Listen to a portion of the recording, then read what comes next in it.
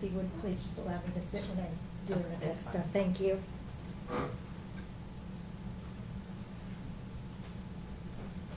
Well, I am at a place now where I want to expand this ethical non-monogamy, and I'm just, your opinion matters to me because we are in this relationship. But at the same time, like I said before the outset, I want to be respectful, but I also want to let you know that, your opinion matters. But at the same time, I don't want you to put me in a box, right? Because while we talk about it in theory, this is now the practice part. And with Tab being perfectly fine with, the situation, because how I've handled and been honest and transparent and open with her with regard to this current relationship, me expanding it is not an issue for me. Basically, she told me, hey, we can talk about it when you think it's worth talking about. But the way that you handle this, I'm fine with not trust your judgment because you haven't given me a reason not to.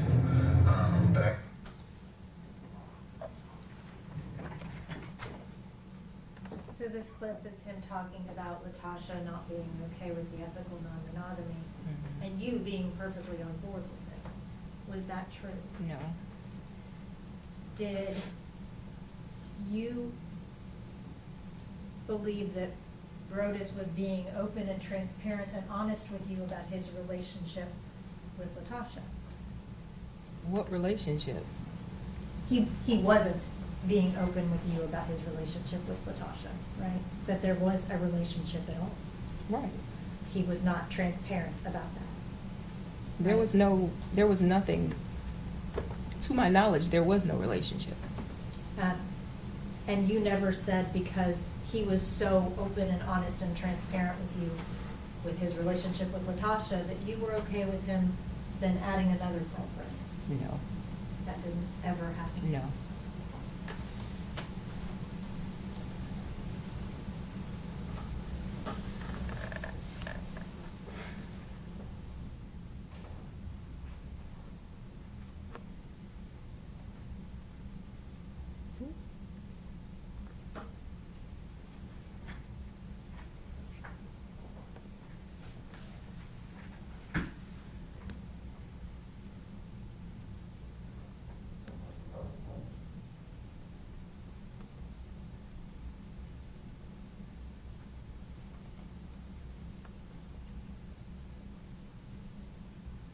And photos aren't an issue at home, but I get it, but that ain't an issue.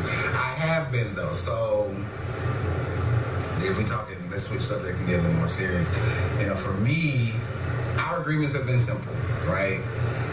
No exes, nobody from Jacksonville, Florida, which is home for us, and nobody in the city that you live in, that currently live in, which means nobody in Memphis. That was the case, of course, in Little Rock outside of Girlfriend because Girlfriend is in Little Rock. The way that kind of happened is, short version, when she decided to open up the marriage and allow me to be open because it's not her. Girlfriend is a therapist, right? And she didn't go to her for therapy, but she asked us some questions. And based on this therapy session she had with this other lady. And she was asking her some questions after she had just said, bro, is this what I'm gonna let you do? Blah, blah, blah, it is what it is. And from there, she asked her some questions. And so she was like, I just got a couple questions for you. And, they would go play tennis together. She was one of my life group leaders. And so we had rapport, we had rapport. And she asked a question and was like, yeah, blase, blase, I'm thinking about this. And what do you think about this? Or what do you think X, Y, and Z could potentially be coming from?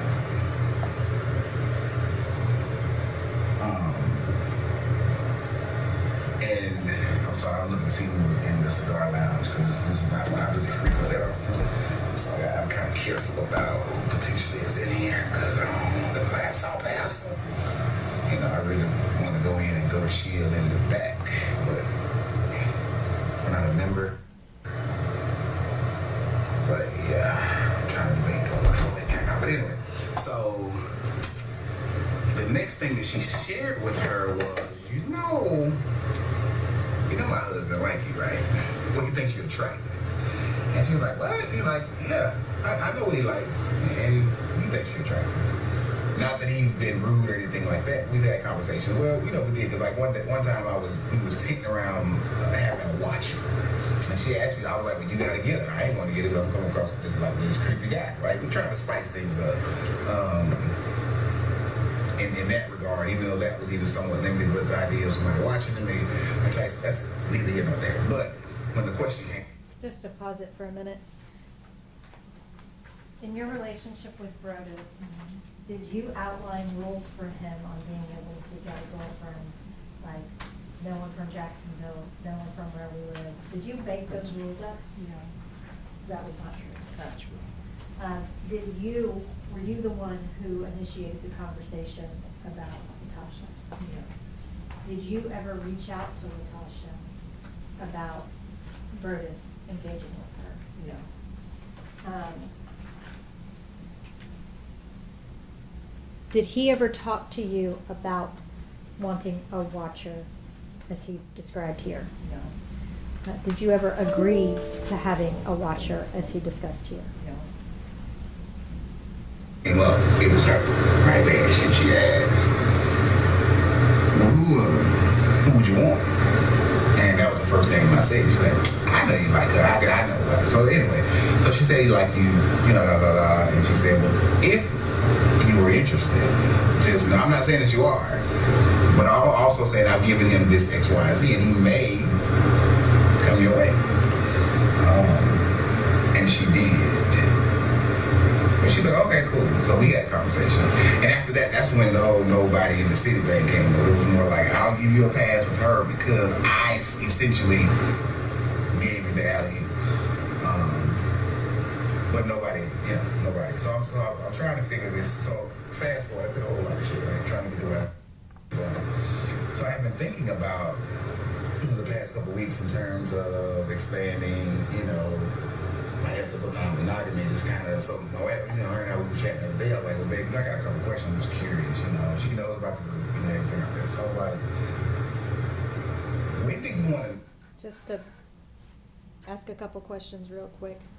Did you ever have that conversation that he talks about with Latasha? No.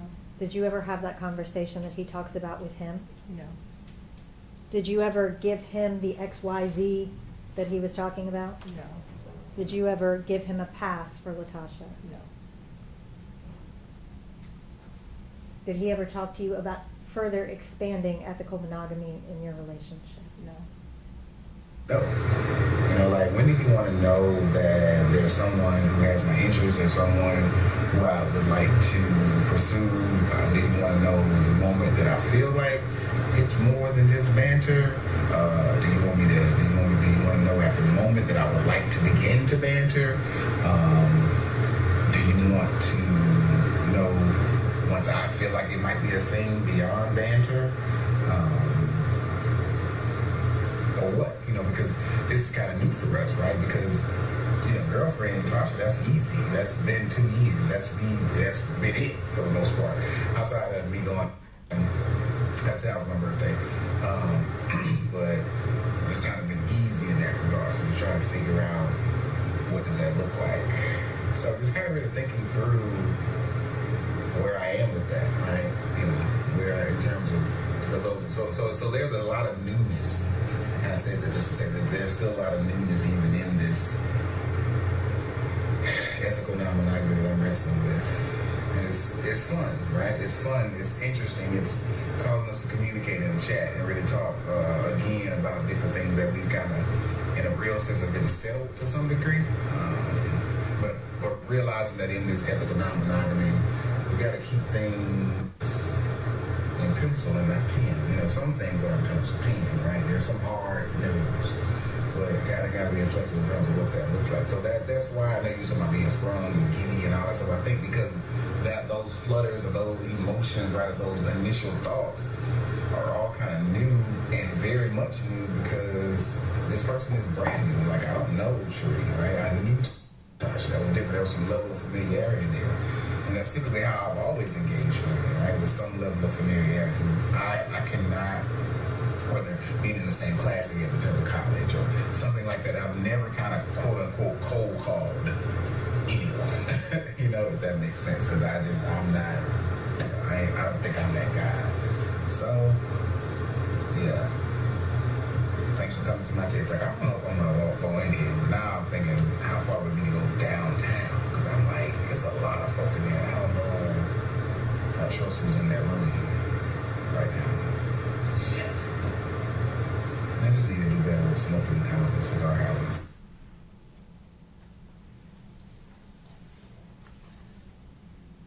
Did he ever have that conversation with you about when he needed to tell you if he was wanting to banter with someone or when it would go past banter with someone? No.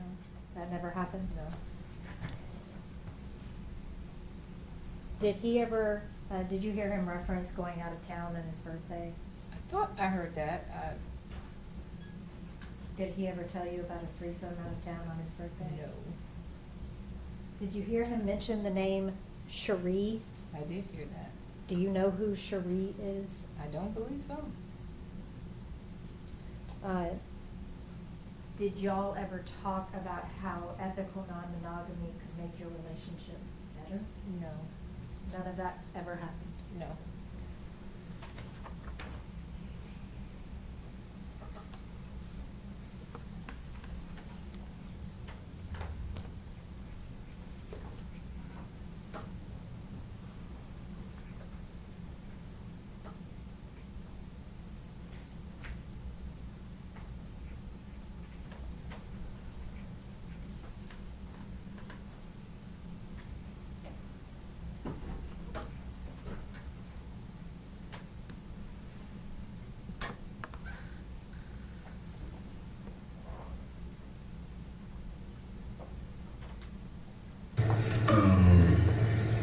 Armor bearer and brother advice at this point, and I know Danielle, you won't hear. Michelle probably doing something else, but so I want to talk to y'all about my new friend, right? The one who I kicked everybody to the curb for. So she hit me today with a boss move or boss moves and asked that I want to hook up next week. After she gets back from being out of town, that threw me the fuck off. Like, wow. Like, so she gets back on Friday. She was like, hey, we hang out Friday and Saturday. My only concern is that she is waiting a callback for an interview for a process. And she said it may be next Saturday, right? And I know that she would leave, of course, for that. And given if I'm going to Atlanta, she's about 100 miles away, she will ditch me, right? Like, I would force her, say, go, and ditch me, right? But I just don't know. I want to put myself in a situation where potentially we may not be able to hang out in that regard because she got this other stuff that she's worried about. But I am, like, high-key shocked and, like, super, like, blushed about it, because like it just kind of came out of nowhere. Like we were talking about other stuff and it was like, hey, what about, it's like, oh, okay, I'm with you. Wasn't expecting to see that while I was in my speech contest. I was just a counter, so it don't matter, I went doing that. But I don't know what to do. I think a couple of things, right? So I live in this other tension. So that means furthering the conversation, right, with the wife, which she's in a good place about that. I think I talked to you about it, and you haven't updated Michelle about it, just in terms of girlfriend who's not taking it as well, I guess. But at the end of the day, I told her, it's, you got to recognize this is about me, this is about you, and it doesn't make sense for my wife to allow me to be open with my girlfriend has an issue, like. So she's kind of chewing that, because I think in theory we've talked about this day coming, right? But it's never been a reality. Right, so I think that she's wrestling with the reality. I think that your ideas, your thoughts, yesterday was so, like, it hit me like a ton of bricks because I never thought about it like that. But that made so much sense. And it's not that I want to be disrespectful. It's not that I don't want to be ethical. But I do wrestle with that. And I just kind of talking to your perspective about what you saw. But I was like, I think that could be what this is in terms of treating this like an infidelity kind of relationship on purpose with permission versus an additional partner scenario. So I feel that, but y'all, she asked me to hook up with her.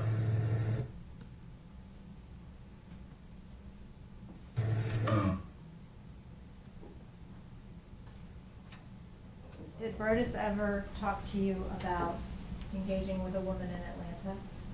Was he open and honest and transparent about that? No. Did he, or did you tell him that you were open to him doing that? No. Had y'all been talking about that day coming where he would further expand to No. another girlfriend? No.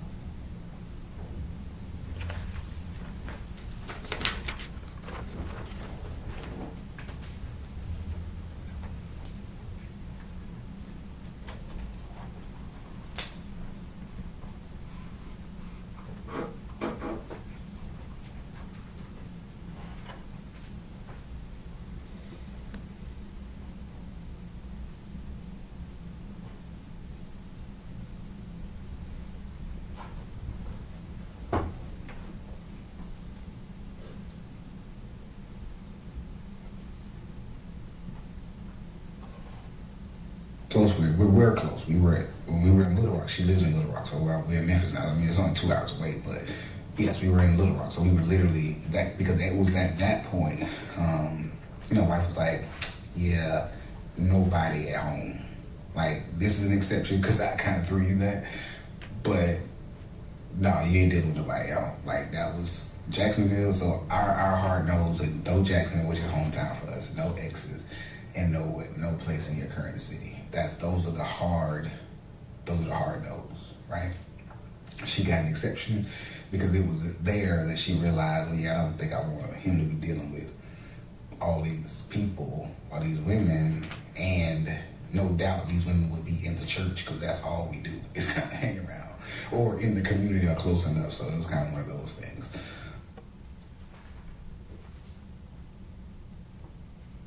Was Latoshia Daniels an exception to your rules? No. Did you create rules about Jacksonville? No. Did you create rules about exes? No. Did you create rules about the city that you live in? No. Were those hard no's for you? No. Was any extramarital affair a hard no for you? They were all hard no's for me.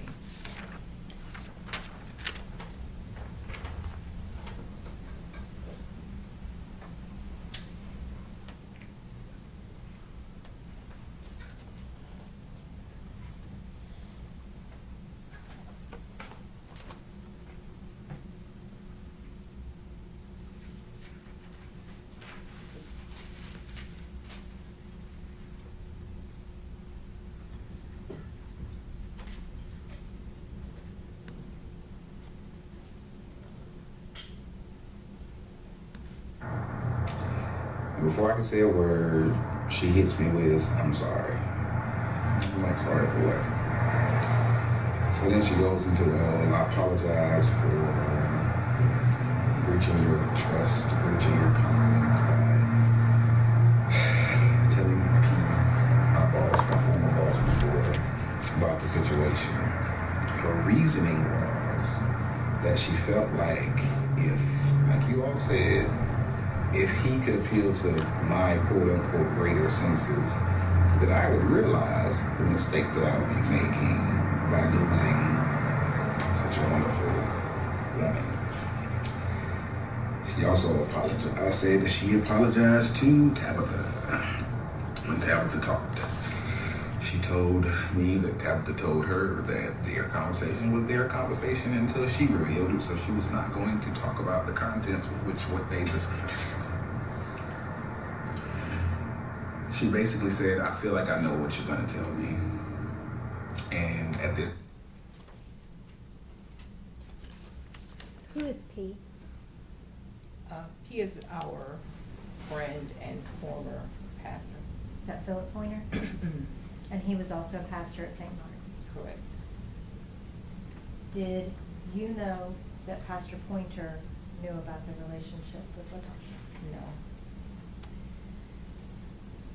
Did Latasha reach out and apologize to you after she threatened to commit suicide? Did you ever have a conversation with her about that?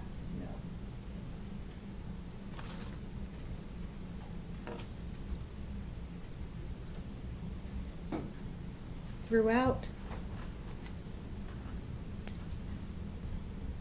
all of those videos, it's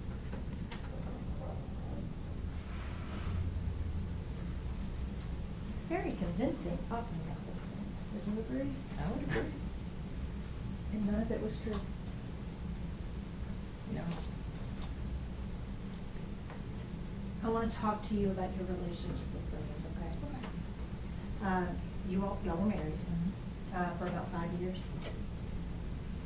How long did you date before you got married? About a year. You were a second wife. Correct. And at no point during your relationship, with you at least, did he discuss this watchers or non-monogamy? No.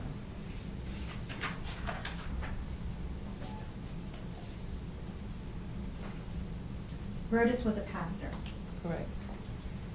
in Little Rock that was at St. Mark's. So that's a Yes. big church. Yes. Did he take trips with the church Yes.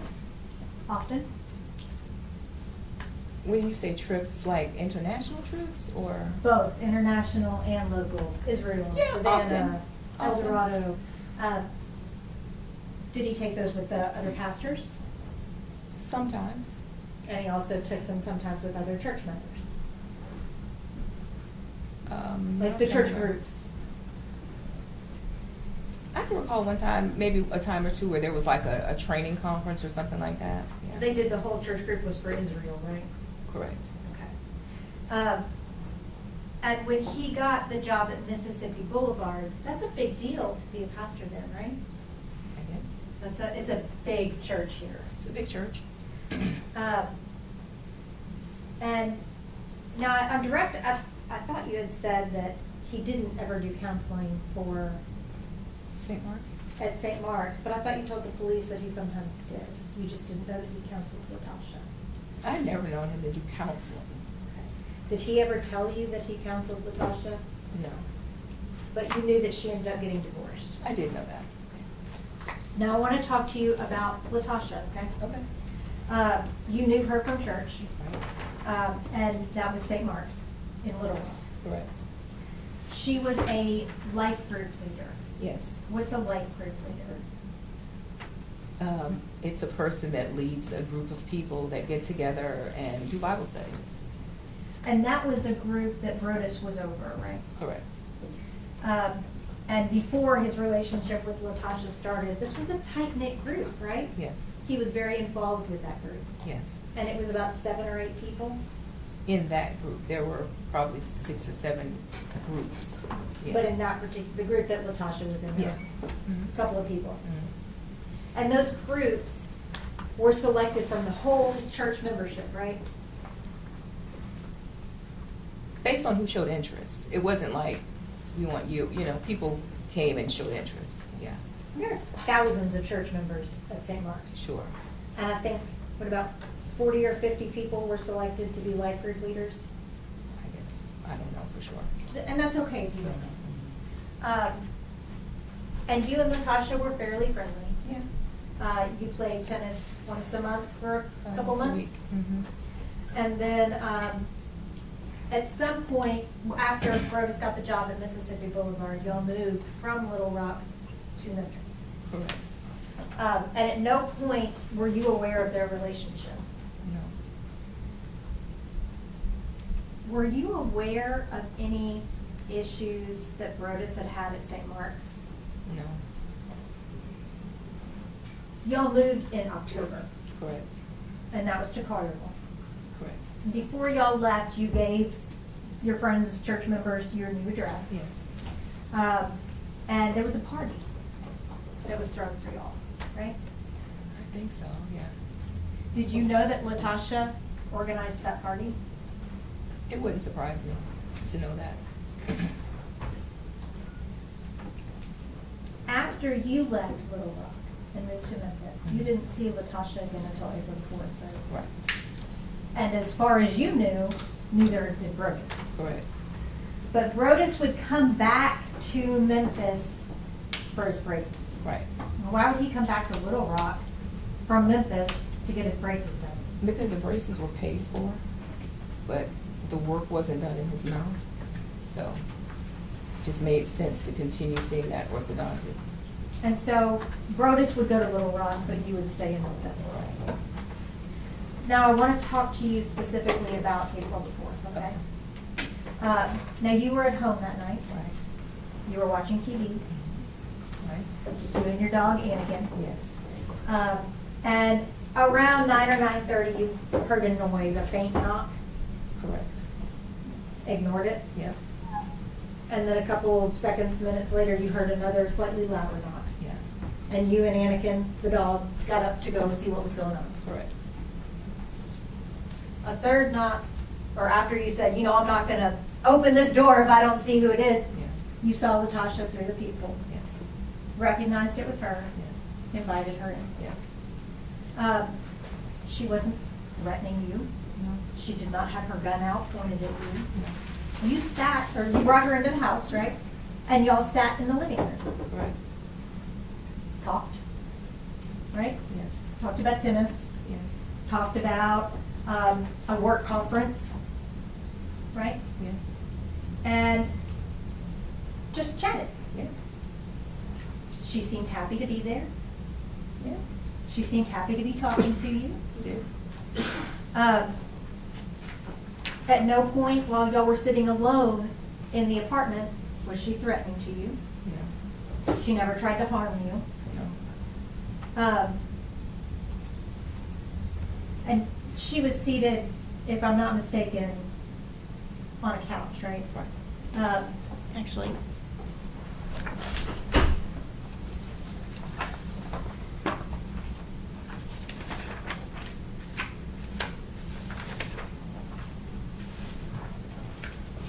Your Honor, may I approach the witness? Yes.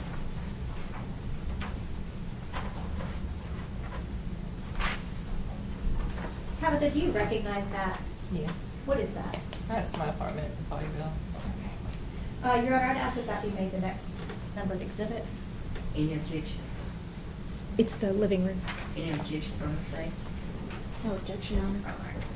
All right, we'll show the photo of the living room as exhibit 2.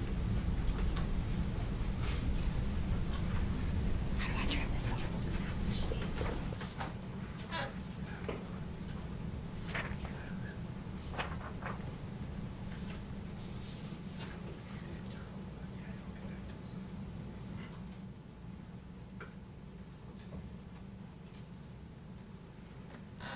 Your Honor, if I may publish this to the jury. Yes.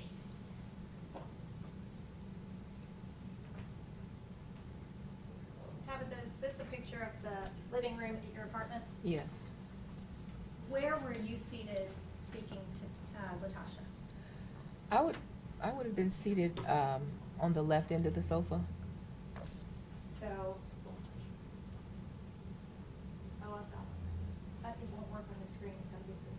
So like here? Yes. Okay. And where was Latoshia? On the opposite end.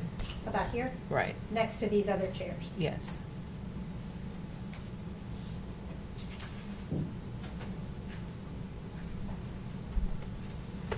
Brodes was not home yet, right? Right. He had gone to Pastor Pointer's to run an errand. No, when he got I'm off. sorry, Pastor Turner. Right. Well, he got off work. He went to the cigar bar.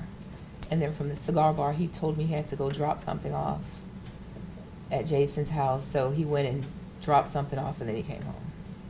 He likes cigars. Yes. At Thursday nights, he'd go to the cigar bar, right? More than Thursday nights, but yeah. But that was one of his nights, Okay. right? So you texted him when Latoshia was there. Didn't tell him that she was there, but Right. texted him and just said, "This is strange." Yeah. And you said that it seemed a little odd, but she was happy to be there, happy to be talking to you. Yes. Up to this point on April the 4th of 2019, Brodes had never told you that he ventured outside of your marriage, had he? No. And you had never sanctioned that. No. He never told you that he had been involved in a 2-year relationship with Latoshia. He never told you that y'all would be sister wives. No, He never told you that he promised Latasha that he would tell you. no. Did he tell you that he saw Latasha earlier that night before she came to your apartment?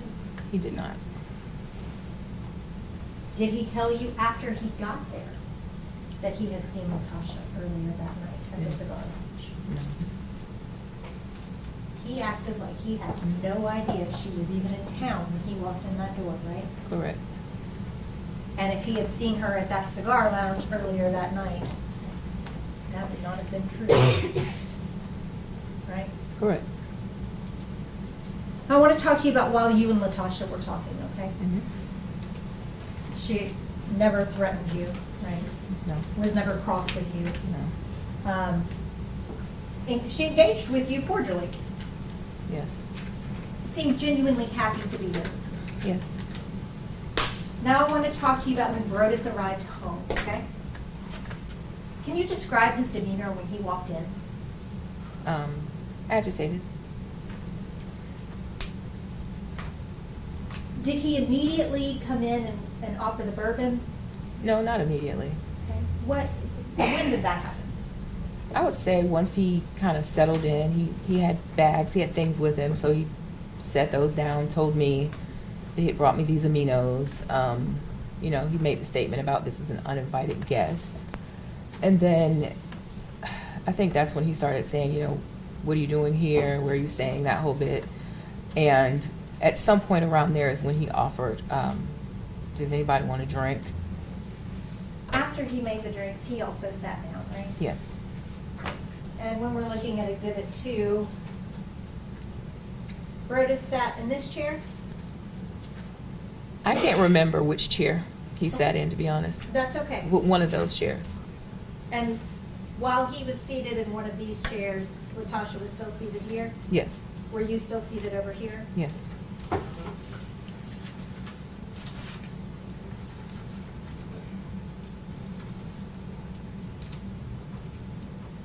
Brodes made himself a drink, Yes. and he made Latasha a drink, Mhm. right? Right. And you didn't want a drink. Right. You had had some champagne earlier in the night, and you were done. Fine, yes. When Brodes was talking to Latasha about, you know, why she was here, what she was doing, he was kind of making small talk with her, right? It was, I guess you can call it that. It was like badgering almost. Yeah, He still seemed agitated. yeah. At some point, did you notice that he kind of stopped talking to Latasha and only started engaging with you? I didn't. Your Honor, may I approach the witness?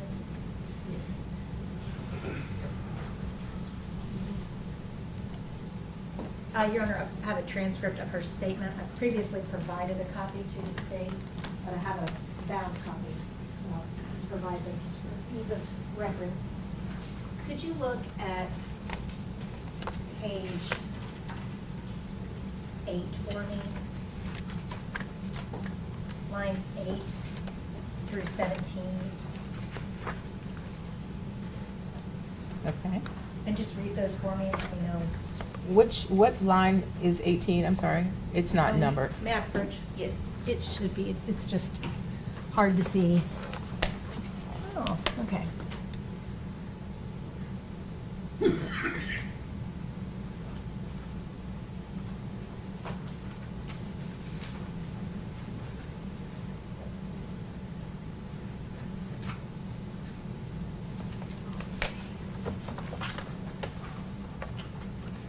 I don't know why yours don't have.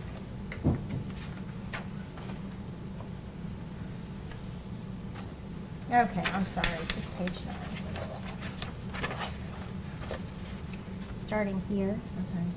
and then just down a couple lines. Okay, so it says, Oh, you don't have to read it, just read it to yourself. Oh. Yeah. I'm sorry.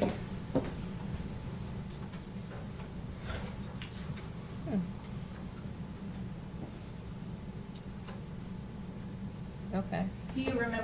police that he kind of stopped talking to her and started engaging only with you? I don't, but if it's here, You don't dispute that that's, I know I won't dispute it. okay. You could just put that in. Okay. Thank you. Was that normal behavior for him, I guess? I would say that it was normal for behavior for him with his life group leaders. It was not unusual for him to talk kind of rough to them and just, I would often say, I don't know why y'all put up with him. But it was usually just, that's just him, you know, kind of a good fun kind of way of roughhousing, so to speak. So I always found it kind of cringy, but it was not unusual. Okay. I want to talk to you now about when Latasha said that she was going to go ahead and go. Okay. She basically said, I'm not going to keep you guys, right? And everybody stood up. And you led the way to the door. Right. Latasha was behind you, Correct. and Brodes was behind her. Yes. And you got all the way outside, right? I mean, Yes. to the stairs of the apartment complex. Right. And Latasha and Brodes were still back towards the apartment. Correct. Latasha right outside the door, Brodes in the door. Right. Did you hear her ask him to walk her to her car? No. When they were over there and you were up the stairs, they were kind of had their own thing going on over there while you were trying to walk on out, right? I don't know because my back was turned, so, Right. you know, it wasn't until I turned around that I realized they weren't right, you know, behind me. And you were telling her, just don't speed, be careful, you know, you've had something to drink, Right. right? You had no idea what was going on behind you. No. So then I want to talk to you about when you turned around and saw Latasha, okay? Mhm. She was still at the door of your apartment. Well, she was out from the door, yeah. And that's, your door is right next to your neighbor's door, right? No, it's across the hall. Okay, thank you. So she is standing right outside the door, Brodes is standing in the door frame. Mhm. So she was closer to Brodes than you were. Yes. Do you remember how far away you were? So from our front door to the stairs might be from here to the beginning of this green partition. So it's not, we're So not this very is far right from here? the stairs, yeah. So if this is the front door, those are the stairs. Okay, so So you if and I'm I- there, Brodes is here, she's maybe here. So it's like, you know, equal space between all three of us. It's not a lot of space. 12 feet? I don't know. I don't know. I'm not good at guessing it Yeah. either. Somewhere 10 to 12 feet, maybe 10 to 15 feet? Does that look like a good guess to you? This looks good to me. She don't know. She can't That's- answer. She said she can't. I can move on.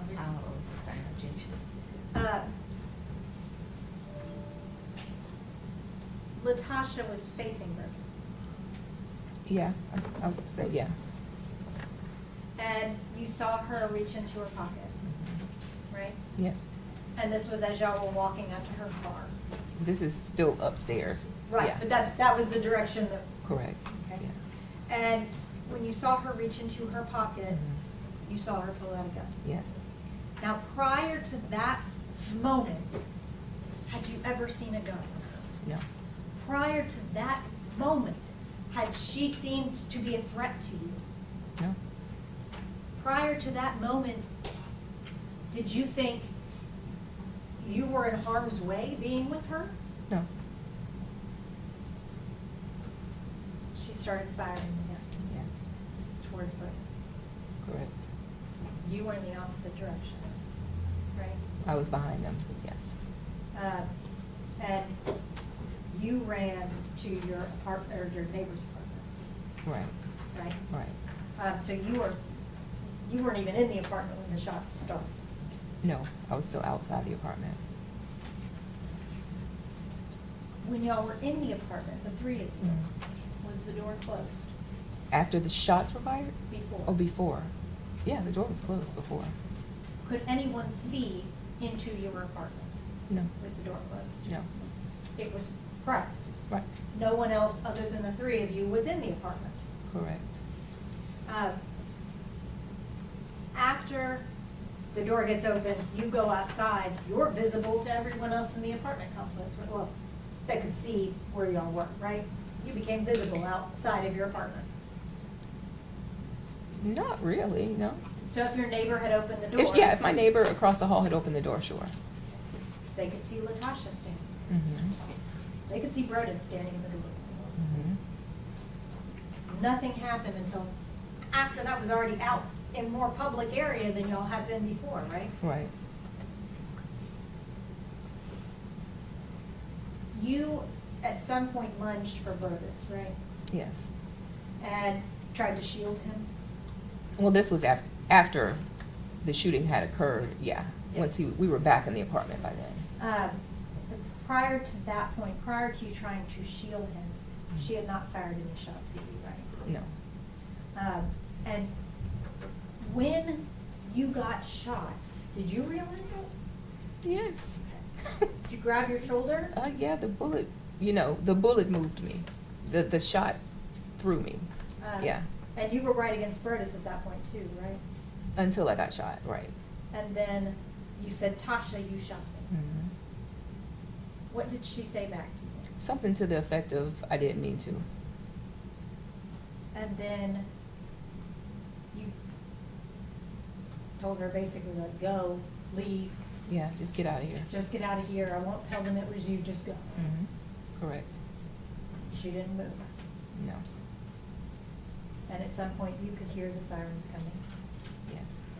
And Latasha still never moved. Right. She never put down the gun. No. And when the police came up, they had their guns drawn. Correct. And she still didn't put down the gun. Correct. And in fact, she pointed the gun at her own self, Yes. towards her mouth, Yes. towards her head, Yes. against her chest. Yes. And the police were trying to talk to her to get her to put the gun down. Right. And she wasn't even really interacting with them. She was talking back, you know. Like, Was she no. crying at that point? Probably. I don't remember. Do you remember her saying, "What have I done?" No.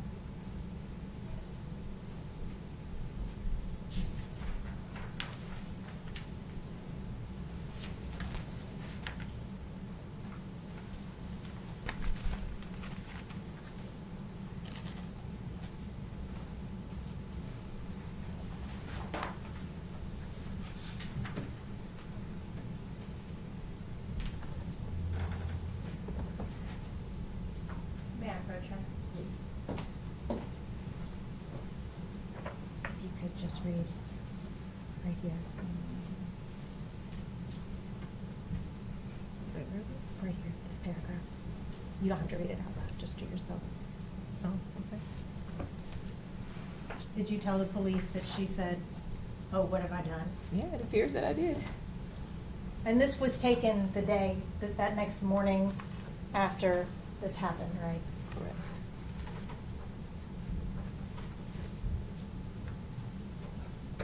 One of the main things that you heard Latasha saying during this is that he broke her heart. Right. And that was the main thing that she said to you. Yeah.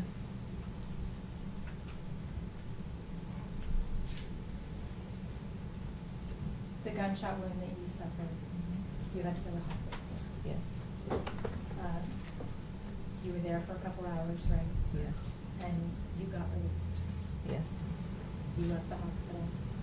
Yes. A couple hours later, you got a phone call. Right?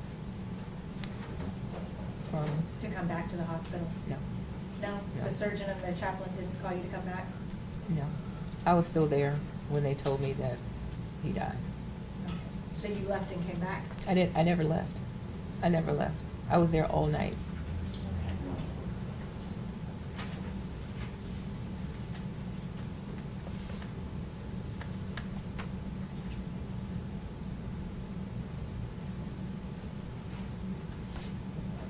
May I approach? Yes. If you could just read right around.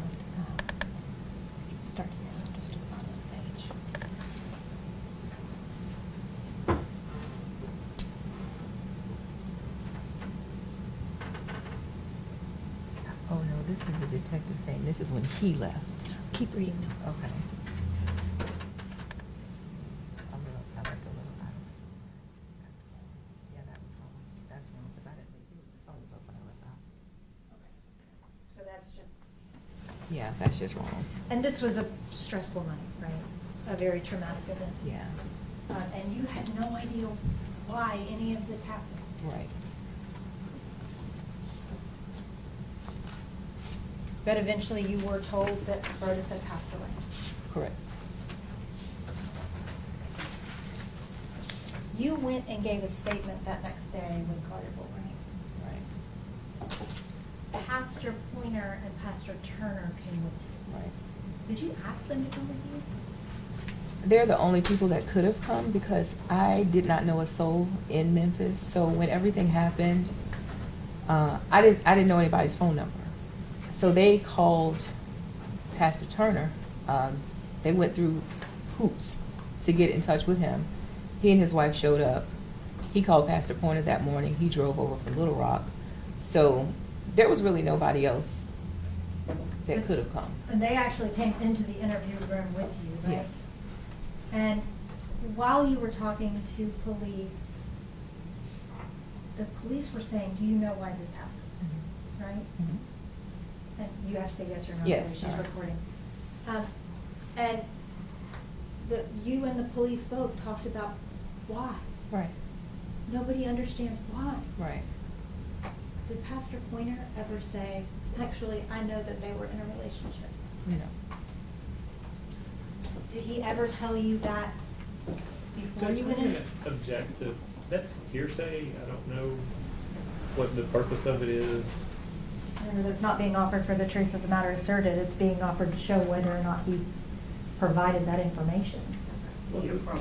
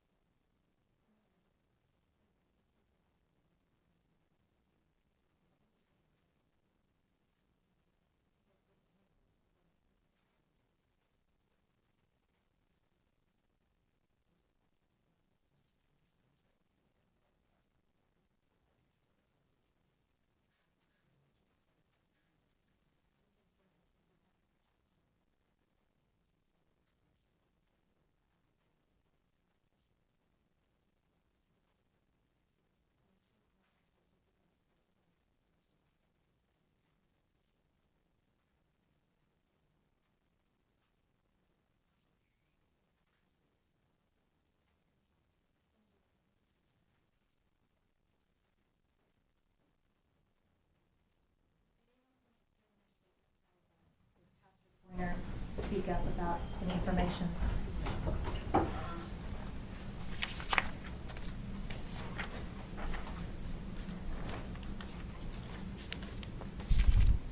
The police obviously did an investigation, right? And during your statement, they kind of talked to you about things that they found in the investigation.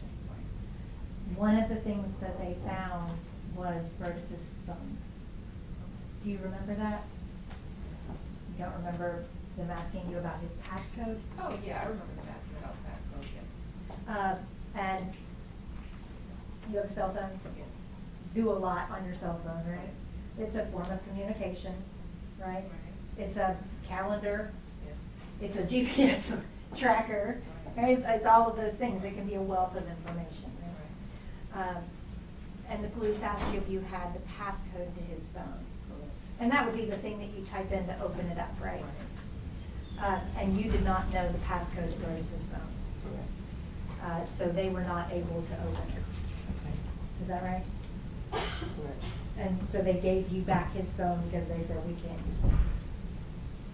I don't know if they gave it to somebody. I don't have it to this day. I don't know.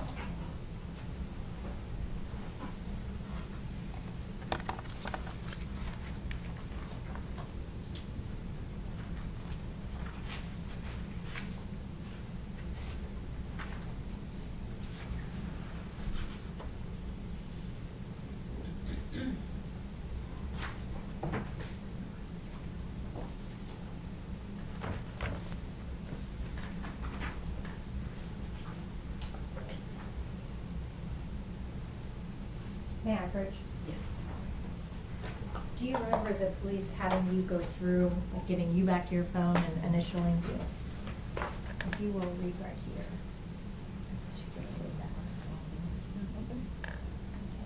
Do you see where the police gave you back his phone? Yes, so, yeah. And again, this was an extraordinarily traumatic experience, right? Right. And sometimes with traumatic experiences, you may not remember everything perfectly, right? Up until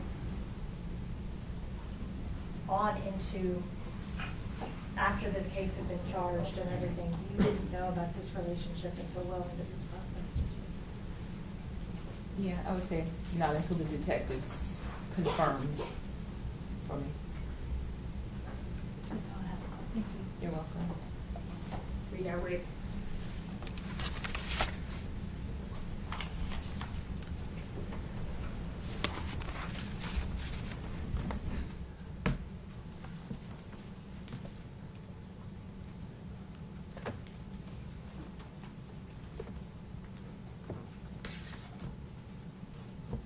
There you go.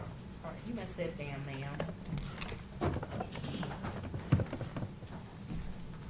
Anybody need a break? The jurors?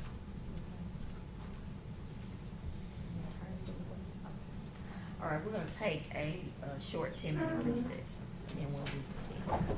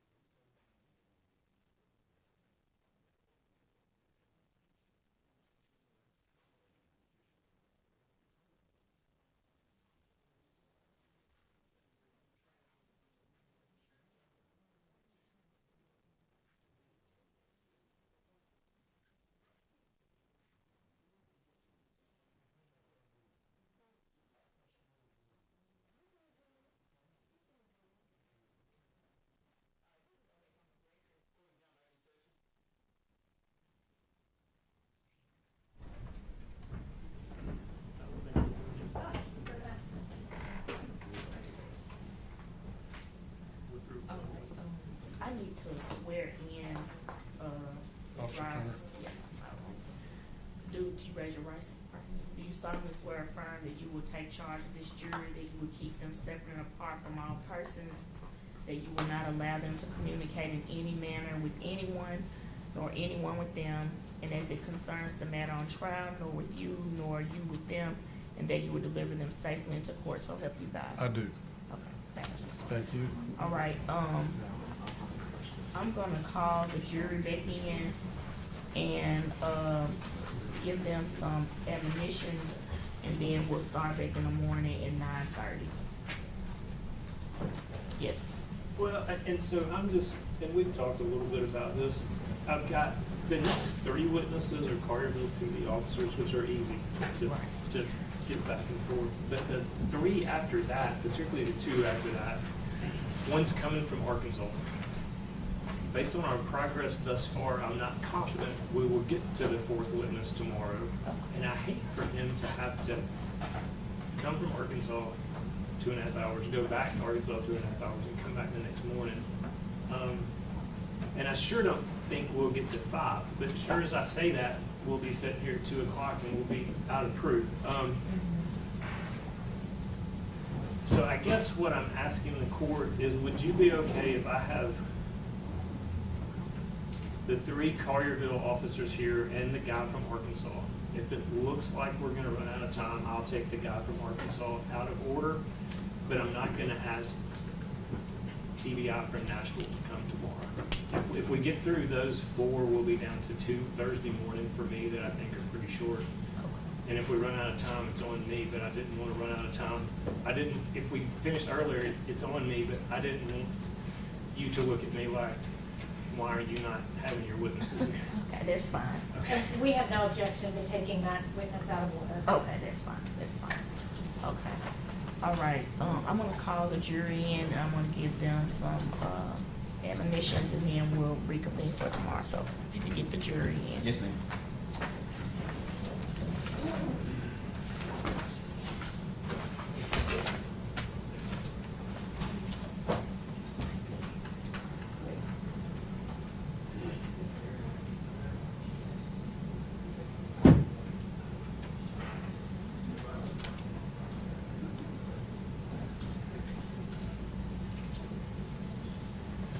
Jury in court at this time.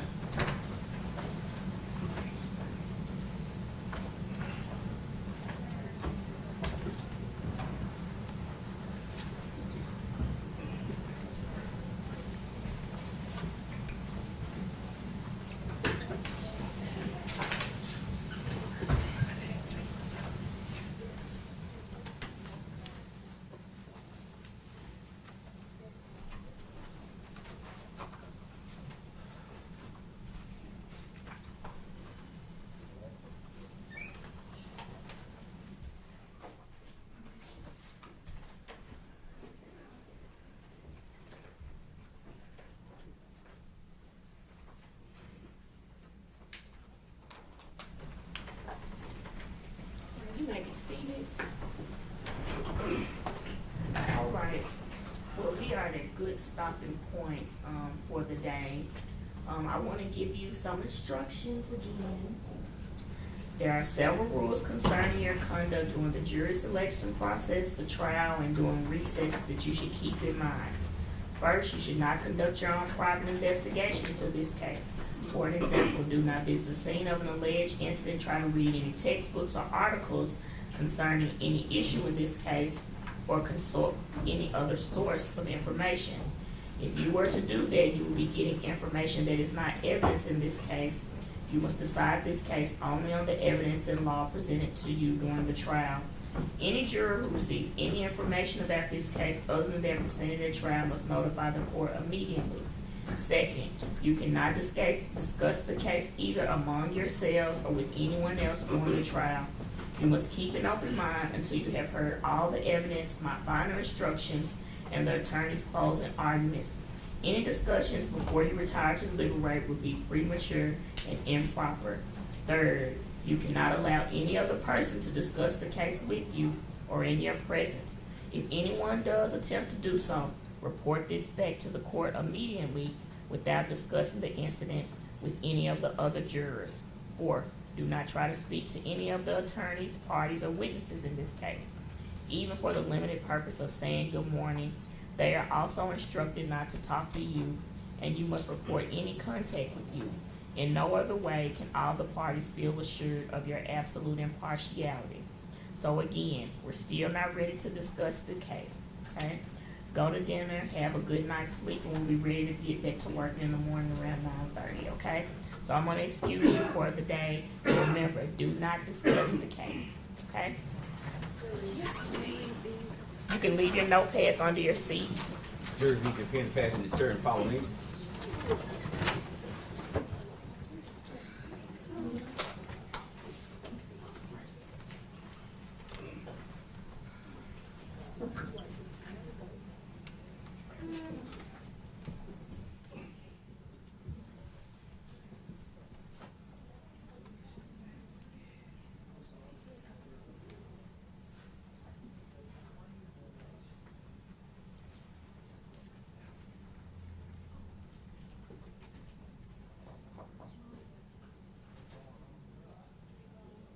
All right, we can adjourn court for the day.